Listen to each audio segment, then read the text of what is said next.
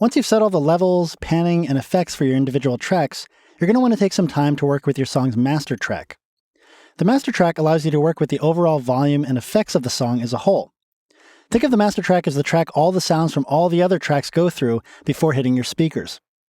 So basically anything you do to the master track affects the sound of the entire mix. This is basically your chance to give your song one last coat of polish before setting it off into the world. To view the master track, we just choose Track, Show Master Track. That places the master track at the bottom of all the other tracks, and that's its permanent position. It can't be moved around like you can do with the other tracks.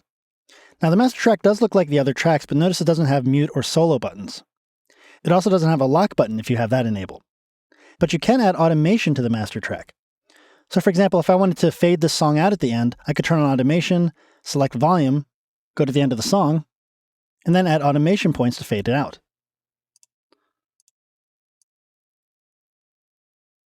Like so. So if I scroll back a little and listen, we'll hear that fade out of the entire song.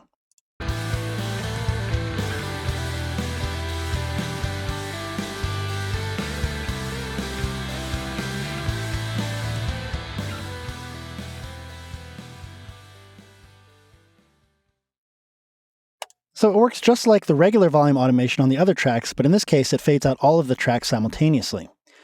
Now if you've used previous versions of GarageBand, you might recall that the master track used to have controls to adjust the pitch and tempo of the project as well. Those abilities still exist, but they now appear in their own tracks. You can enable them under the Track menu by selecting Show Transposition Track and Show Tempo Track. The Transposition Track allows you to change the overall pitch of your song at certain points. So if you decide to change keys somewhere in the middle of your song, you can do so. You probably won't be using this much unless you write a lot of songs that change key, but even in those cases, you'll probably just record the songs with that key change. Where this might come in handy is in situations where you're trying to sing a part that's a little too high for you. You can try pitching the key down a bit and singing over that. And this works just like any other automation track. You just click to add a point, click to add another point, and then change key. Don't really want to do that in this case, so I'm just going to delete these points. Now the tempo track is probably going to be a more useful feature because there are probably going to be more times when you want to slow down or speed up sections of a song rather than change its pitch. The curves still work the same way. Just click where you want the change to occur, and then place another point where you want the change to end up. Let me just undo those changes. Now keep in mind that you would only use these volume, tempo, and pitch automation options when you want changes to occur in specific portions of your song.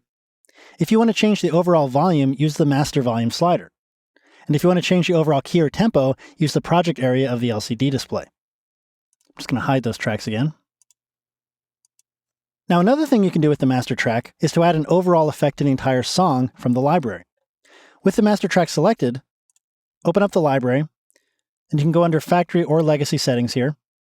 And here you can find specific effects combinations for just the master track. So you can start your song playing and try out some of the presets here to see if they improve the sound to your ears.